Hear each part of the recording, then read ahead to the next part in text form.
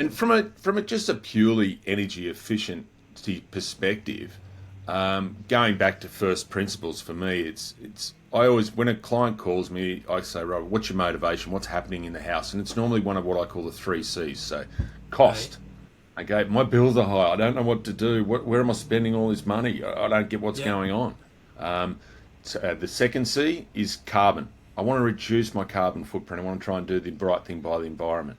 Yeah. Or comfort. My house is freezing cold or stinking hot. What is going on here? I don't know how to get my house hot or cold. Where's my best opportunity? Or the fourth motivation is scorecard. And they want to get that accreditation relating to their home loan. But still, probably 90% of my clients, we still do home energy audits because they're just purely motivated by money and what can I do to bring my bills down. Hello, and welcome to the Big Problems, Little Solutions podcast. I'm your host, Barry Scott, and I'm a copywriter, marketer, and environmentalist. I love the outdoors, grew up watching David Attenborough, and wanted to be like Jane Goodall when I was older. There's still time, but right now I'm fortunate enough to work with lots of very smart people who are trying to make the world a better place in lots of different ways. The goal of this podcast is to shine a light on all of the little solutions out there to a lot of the big problems we're facing. Today my guest is Adam Corrigan, who left a successful career in the corporate world to find greater purpose and, driven by environmental concerns, landed at Solar Heart. He spent years helping Australians make their homes more energy efficient and hasn't stopped since. Now running his own consultancy, Your Energy Friend, he's conducted more than 8,000 home energy audits, probably more than anyone else in the country, and is recognised as one of Australia's leading experts in home energy efficiency. He's consulted with the federal government, state governments, and a range of local councils, along with energy retailers, electricity network companies, and a wide variety of NGOs. Today he's going to give us all some tips on how to save on our power bills, which can also help to reduce your home loan payments. If you enjoyed this podcast, please subscribe and follow in your favourite podcasting app or YouTube, and don't forget to share these little solutions far and wide so we can really make a dent in those big problems we're all facing. And now, I give you Adam Corrigan. Do you want to tell us just a wee bit about how you kind of got into running your own business in this area?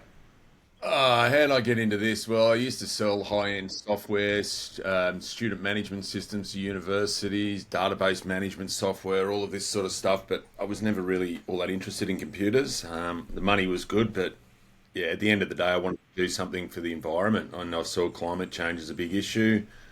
It was around 2002, 3-ish, and I was working in software, didn't really want to be there, and the IPCC report came out, and I read that, and they said, look, the biggest opportunity for battling climate change is energy efficiency, and I went, right, well, that's where I want to go. I did just have a little bit of a toe in the water and trying to get into large scale renewables, but at that stage there was just nothing going on. So yeah, I ended up coming back to Sydney, and I ended up picking up a job with Solar Heart in like a regional management. So I had all the Solar Heart dealerships from Sydney all the way down to the border, And and out Adam, just west. the Solar Heart, is that the water? Solar Hot Could you Water just, Company. Yeah, so solar hot water systems, those used to be see the tank up on the roof with the two panels. yes. Solar hot water, first commercialised in the 50s. It's what's called a thermosiphon principle. There's no moving parts. I'm literally getting one installed in my house. What are we today? In two Right. days' time. Yeah. Yeah, super efficient. Great way to heat your hot water. Not much can go wrong with them. I love the technology. Yeah. So I was working with them, and then we were partnered with a program called the Blacktown Solar City. So the federal government used to have a solar city or an energy efficiency thing that they did every year. This is even under John Howard. Um, and they did it with Blacktown. And as part of that project, Solar Heart was helping support it. Had a little bit of involvement with it. We're providing some hot water systems, and they're putting solar systems on the roof. Solar Heart at that stage didn't sell solar PV, solar photovoltaics. They just sold the solar hot water systems. And as part of that, I realised that they were looking to do 3,000 home energy audits, but they couldn't find anyone to do them. So I was like, okay, sounds perfect. So I jumped in there, partnered with a mob in Western Australia who'd done the previous project. and done the energy audits over in WA, but they didn't have any presence over here. So we had their technology, their booking suite and software, and a call center that they ran. And I basically just ran the whole project over here and recruited people, trained them up. And it was a great opportunity for me because basically whatever I didn't know, I had to go and learn. I had to go and figure it out for myself. So it was a great opportunity. So my learning curve was really quite steep. I knew a bit, but ever since then, I've kind of always taken the attitude is, that's what my dad used to say to me always. He says, son, if you're not learning something new every day, you're not paying attention. So that's I've kind And of doing taken 3,000 homes, there would have been a lot to learn throughout that process. Yeah. Definitely different building types, different building structures, insulation types, hot water system types, you name it. There's so many variables when you go into a home.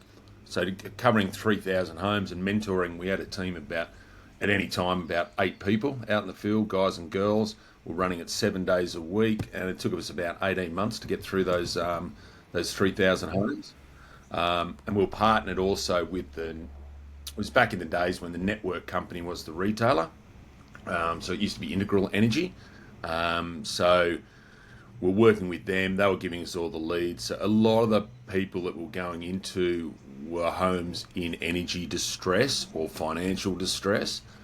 So we were seeing some pretty interesting situations, some challenging stuff. And we still do face a lot of that. We still do a lot of work with social housing, which is a great opportunity because you get to help a lot of people in a lot of very, very different ways.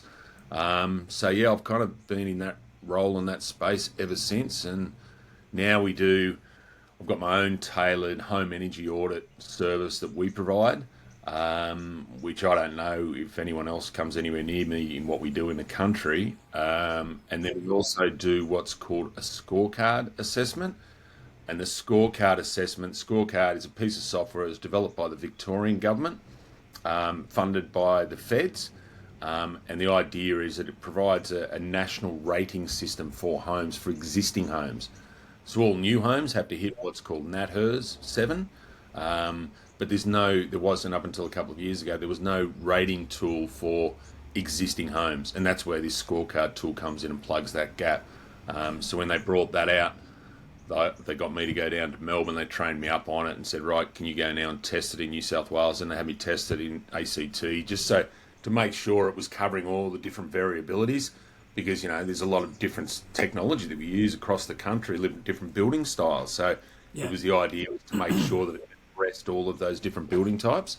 So I guess the idea, just to confirm with that, is that you have this analysis of every single kind of house, and then you're comparing a house in Victoria with one in the ACT and one in New South Wales on the same level, really. So you can see that one is more energy efficient than that one, and they're all compared in the same way, yes? Yeah, so that's exactly right. And they do it via climatic zone. So each property fits into a particular climatic zone, because obviously the climate here in Sydney is very different to what it is in Tasmania or in Cairns or in Darwin. So the idea is similar to when you go and buy a fridge and it's got a star rating on it. The estimate, and this is the thing about the scorecard tool. It's all about the estimated cost to run that home. So it's saying, right, well, there's so much square meterage, sorry. These are the major appliances, and it looks at the fixed building envelope and any fixed appliances. So your fixed appliances being your hot water, any fixed heating and cooling, aircon, that sort of thing, and solar. So anything that's fixed. So it doesn't look at your fridge, it doesn't look at your oven, it doesn't look at your stove, because they can be picked up and moved when you go. Yes. It's highly unlikely you're going to take your air conditioner with you, unless it's a portable aircon, in which case it doesn't count anyway because it's not fixed. So the idea behind it is, if you look at globally, if you look at the number of countries that rank the energy efficiency or rate the energy efficiency of their homes, there's 52 countries around the world, and Australia ranks 48th out of that. So our homes are really not up to par. So all of Europe, the UK, most areas of the US, Canada, the ACT, I'm not sure about Asia as yet. Probably most cold places. Scotland, for example. Do you know what I mean? Because you need to do it because it's so cold. Yeah, and look, in the ACT, they've been doing it for, I think it's about 12 years now. And the data I saw a couple of years ago on this, and it's not completely, it's just ad hoc off my memory, but they have a 10-star rating system. And if you compare like for like homes in like for like suburbs, like for like size sort of things, for every 1 star across that 10-star system you go up or down, it affects the value of the property by 1 to 1.5%. So that's 10 to 15% of the value of the home. Average house Yeah, cot, yeah. $1 million, $2 million here in Sydney, that's quite a lot. Having So said in that, the ACT, do they like you have to have that on your yeah, home? they use a It's slightly obligatory, is different. it? Yeah, it's mandatory. It has been for 10 years. They Yes. don't use the scorecard tool, but my Right. understanding is yes, soon they will be flipping to that scorecard tool. Then Right. next year, what's going to happen is they're going to take that scorecard tool and they're going to roll it into what is called NatHERS. So we already have NatHERS for new homes. They're going to bring the scorecard in and kind of it's going to be a different version. They're going to rewrite the software and it's going to be called NatHERS existing. So the idea Okay. is then that each state or territory can then say, right, it's optional for you to do this. Or now we're going to say, no, it's mandatory. So I'm pretty sure Victoria are going to do it. South Australia's highly likely. ACT, they already do it. New South Wales, who knows? So yeah, if they do that, there's going to be just at the point of sale. If you have to advertise that in New South Wales, about 200,000 homes a year. They're going to need that scorecard rating.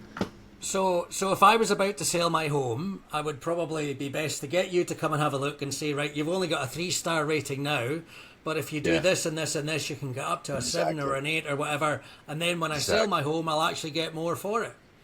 Yeah, yeah. And Or I bet incidentally, maybe I should make it more energy efficient while I'm still living here, so I spend exactly. less on electric. So I So spend it's more less on comfortable for you. Yeah, yeah, yeah. And that's kind of there's 2 points there. Like the first is yeah, it will whether that energy efficiency rating is going to affect the values of property in Sydney. Like I said, that 10 to 15% yeah. analogy to a lady in Western Sydney a couple of months ago, and she just turned around to me and said, "Dales, look, when I sell this house, I'll just put a bulldozer through it." And I went, Yeah. "You know, what? You're probably right. They will. So Yeah. it's not going to be of effect." But I recently I had a homeowner say to me, "Yeah, we actually specifically asked what energy efficiency upgrades had the household done to the house because they wanted to know because they know energy costs are getting up there, and Well, they know yeah. it's important factor of your cost of living. So Yeah, and over it's coming in. time, these things will become more and more and more Oh important, yeah, I guess. definitely, Yeah, yeah, yeah. I mean, definitely. you must have You seen know, that already.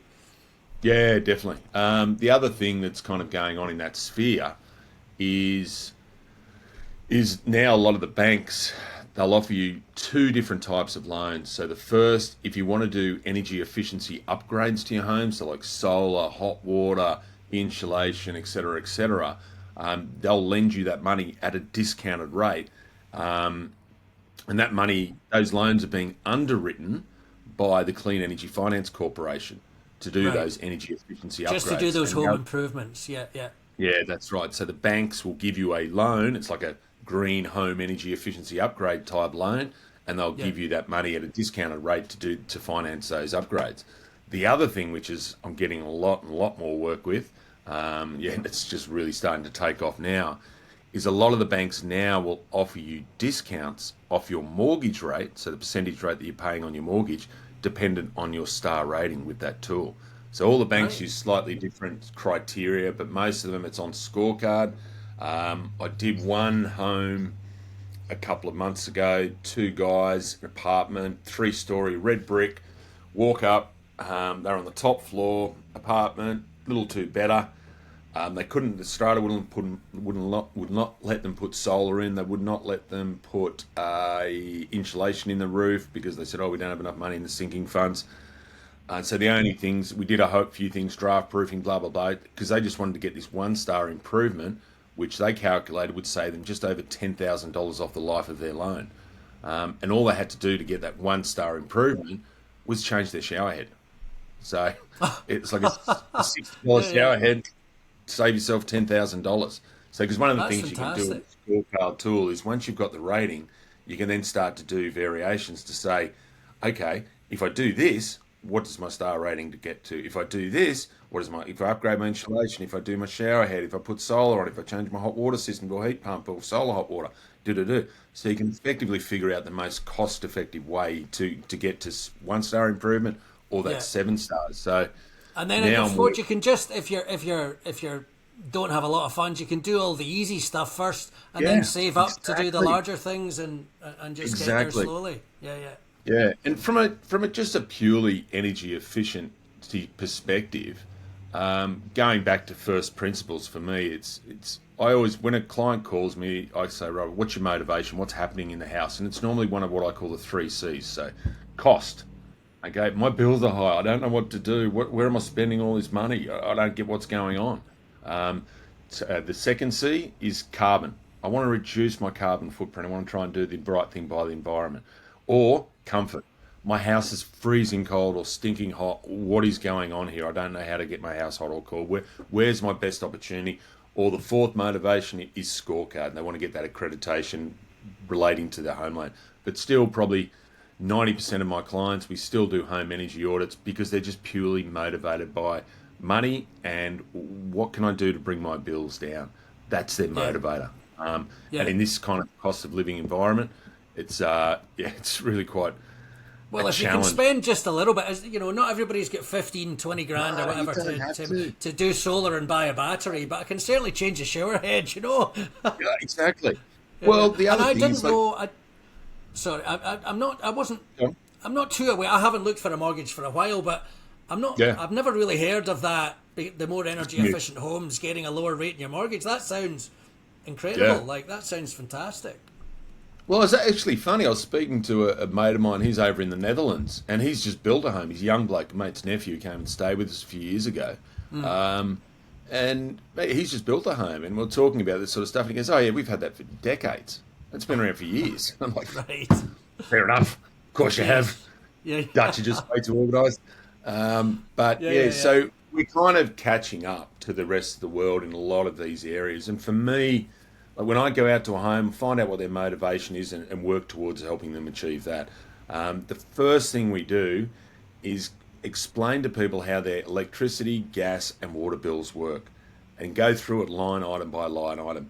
This is what a kilowatt hour is. This is what a megajoule of gas is. If you're on a time of use tariff, these are the times of day that you're being charged these rates for your electricity. Map it out for them. Let them have a good understanding of how their energy bill works. Once they've got that, they're a little bit more empowered to make effective changes. Yeah, Because everyone power knows bills, what I it is. think, are almost as confusing as mobile phone bills used to be. You remember? They're a bit easier now. It's complicated. Mate, I do this for a living, and some days I Yeah. get a bill, and I'm like, "Whoa, hang on! Like, I'm going to read Yeah. through this 2, 3 times," and this is my area of expertise. So yeah, it can be quite complicated. So doing that, number one, understand how your energy bills work. Number two, shop around. Unless you shop around, the retailers just basically bump the price, bump the price, bump the price. I did a house, the Olympic Village, so out behind Homebush, that suburb there, where they've got where all the athletes' accommodation was. A lady there, very smart, executive, husband, executive, clever, switched on people.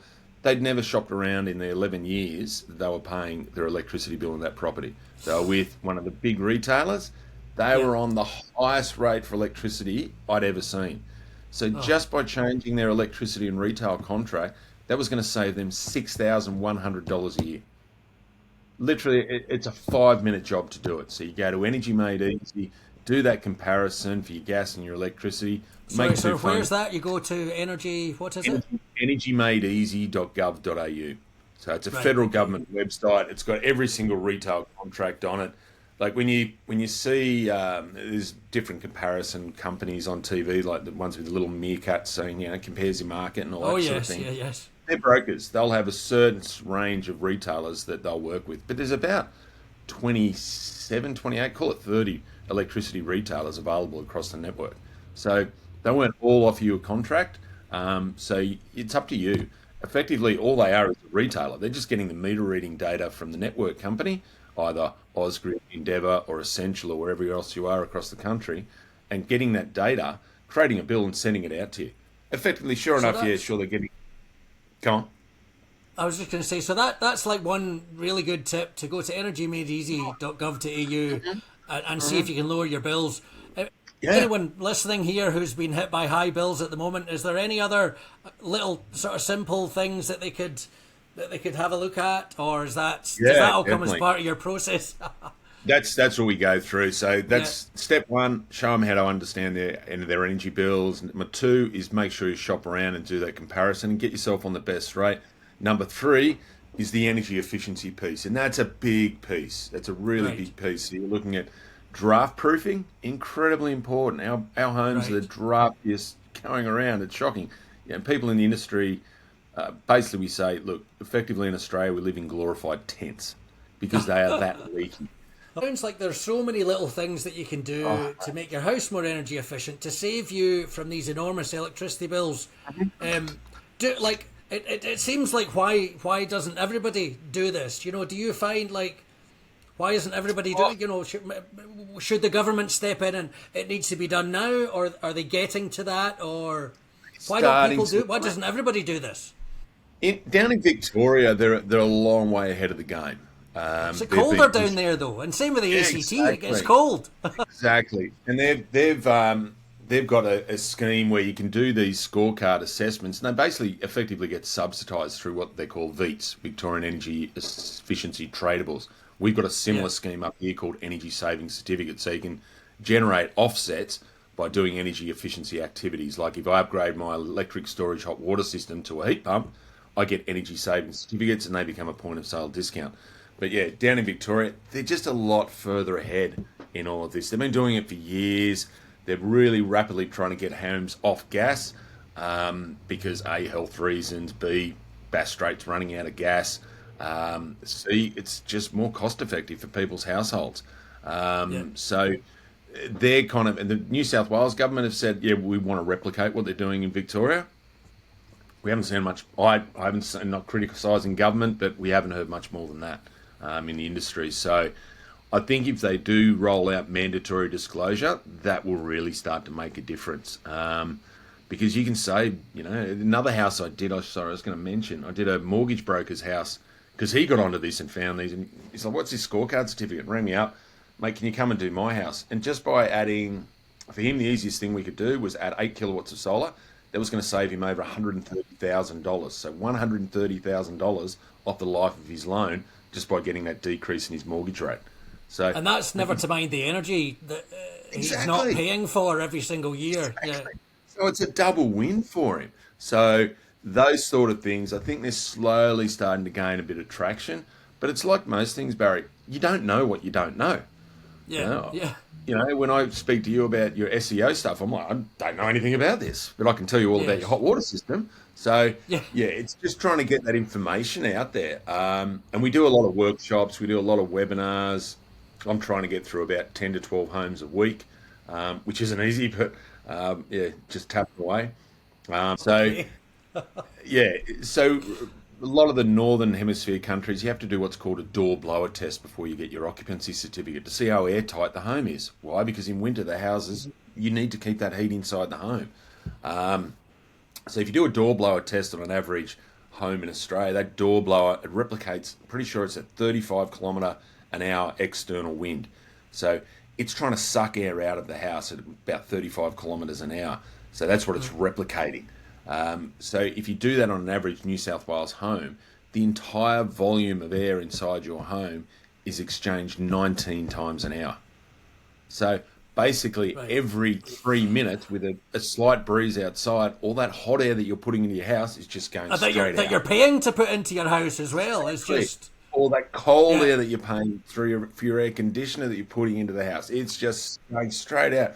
All those little gaps underneath your doors, around your windows, wall vents, bathroom exhaust vents. There's a whole range of areas. It's yeah. remarkable to see what you come up with in a door blower test. So draft proofing, incredibly important. There's a really good website you can go to, and it's called ecomaster.com.au. They're based down in Victoria, or you can go to your big name hardware store. It starts with a B. Everyone knows it, and there's literally half an aisle full of the draft proofing stuff for doors, windows, all of that sort of thing. That makes a huge difference because otherwise, because you with your energy usage in your household, Number one is generally your hot water, and a close second, or sometimes number one itself, is heating and cooling costs. So they're the two areas you really want to target as much as you possibly can. So draft proofing, it's low hanging fruit. To draft proof a door costs you like 30, 40, $50 depending on the products and materials you use. And you've just closed up a gap inside your house, because the average New South Wales home has the equivalent of a 1 square metre hole in it. So when you're Right. heating or cooling your house, unless you've done all your draft proofing, you might as well just leave the front door or a window open, And that because sounds a lot otherwise, better than doing double glazing in the whole place, which can cost an absolute fortune. If there's all these easy, exactly. simple fixes. Yeah, yeah. Yeah. So do your draft proofing. The other thing is insulation. If your insulation's more than 15, 20 years old, it's probably had it anyway. Really? Right, okay.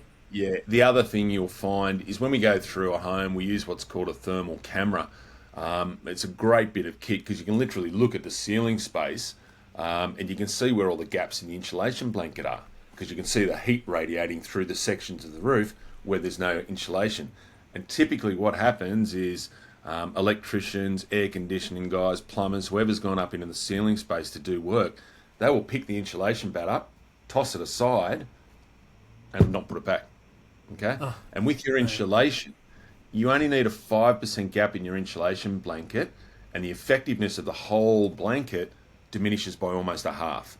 If you have a 15% gap, it's effectively useless. It's like putting a blanket on yourself and then cutting holes in it. It just doesn't Yes. work. So fixing up your insulation blanket, upgrading your insulation, a lot of the time, like new specs for a home up in Sydney now, any new home you have to have up to what's called an R5. So that's the higher the R number, the more insulation property it has. Most homes have only got an R2 or an R25 if they've got anything at all. And insulation's quite cheap. So if you can do the ceiling, and if you've got access to the subfloor, depending on the flooring material, yeah, definitely do the subfloor insulation as well. And Um, it's but yeah, it's slowly getting out there. So that, going back to that energy efficiency piece, so number one, understand your bills. Number two, shop around. Number three, do that energy efficiency piece, draft proofing, insulation. And then yeah. it's looking at, okay, well, what is my type of technology? Am I using ceiling fans when I've got my when I've got my aircon on? Put them in reverse in winter. All of these, lots of little things. Your hot water, what are you doing there? Is it on continuous supply? Would be better off changing that out. So every house has slightly different opportunities Yes. for making energy efficiency upgrades, but most of it's really low hanging fruit. And once we address all of that, it might be just changing your shower head. Like I always use the analogy with people, because we use a little thing, and I'll show you. I'm one for visual aids. We use a little thing to measure people's shower head flow rate. All So right. a lot of the time, the shower head's at 24 litres a minute. So that's Yeah. using up a lot of hot water. And they're like, Yeah. well, how long are your showers? Oh, the kids are in there for 15, 20 minutes. And I'm like, well, Well, I must what are admit, you... I do experience that from the kids in this house. They love a long shower. Yeah. Yeah. So what do you want to do? Do you want to battle your kids and go, yeah, shower every day? Or do you want to just go, well, let's change it from 24 litres a minute and put in a 6 litre shower head? Yeah. Okay? You're going to be saving money, and you don't have to fight that battle that you're probably never going to win.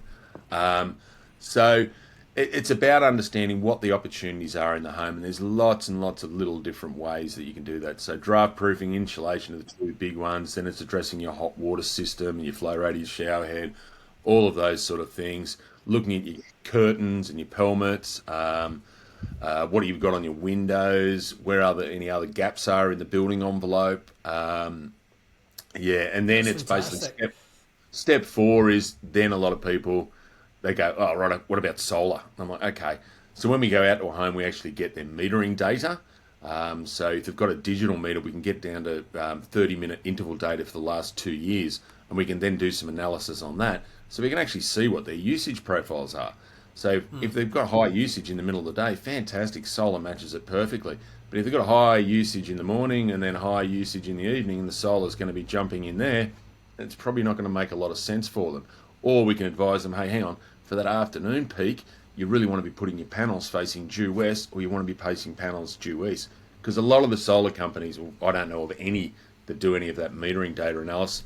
They'll just see a Yes. northern facing roof and go, let's slap up as much as we can. You Yeah. need 10 kilowatts. Why? Because we can get 10 kilowatts on there. So, and you actually do get a lot of customers that have come to us they're either referred to us by solar install companies, or they're just people that have come to us and say, mate, I've put this solar on, but my bills haven't gone down. And it's like, well, okay, well, let's get that metering data and have a look at exactly what's going on in the household. And then you can start to say, well, righto, you need to move your pool pump load and your heating load to the middle of the day. Do your draft proofing first, and that way you can heat the house for free off the solar with your air conditioner in the middle of the day. Because you've draft proofed and insulated the house, it's going to stay that way for when you come home. Yeah. Exactly. Yeah. So it's a win-win for them. The house is more comfortable and they're saving money. So that's kind of step 4 is looking at solar. And then step 5 is batteries. And batteries I'm still a bit on the fence with, but they're getting there. There's lots of little solutions out there that seem to be able to help.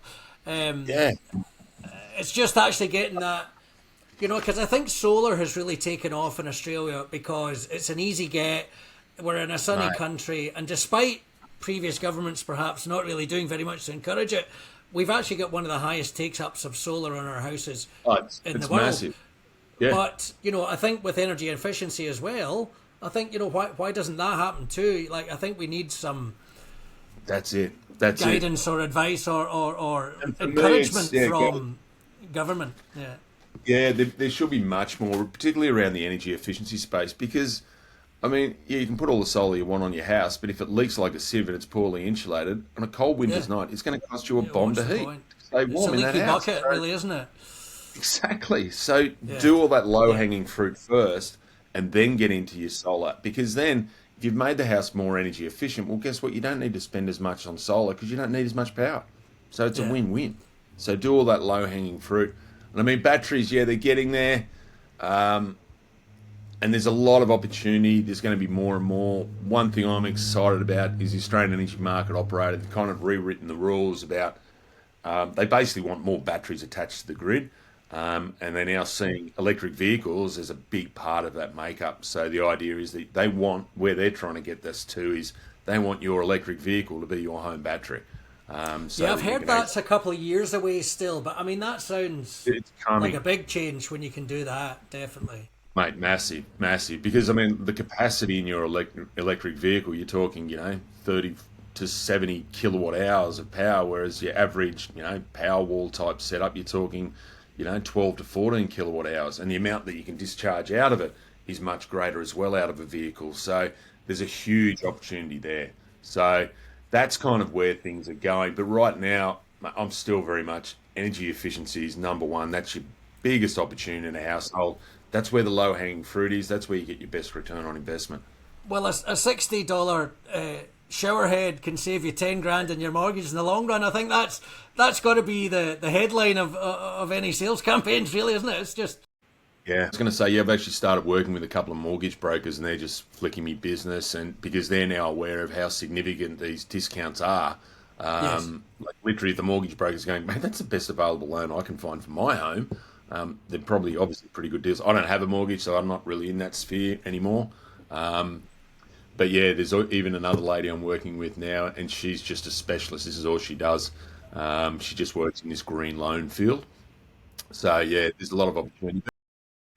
But as I said, 90% of our clients are still just people that are motivated by that carbon or comfort, and that secondary piece, once I go out and talk to people, they're kind of like going, oh, we might need to get you back to do a scorecard so we can get a discount off our mortgage as well. So it kind of all goes around in circles. So there's movement in the sector, but we could be doing a hell of a lot more.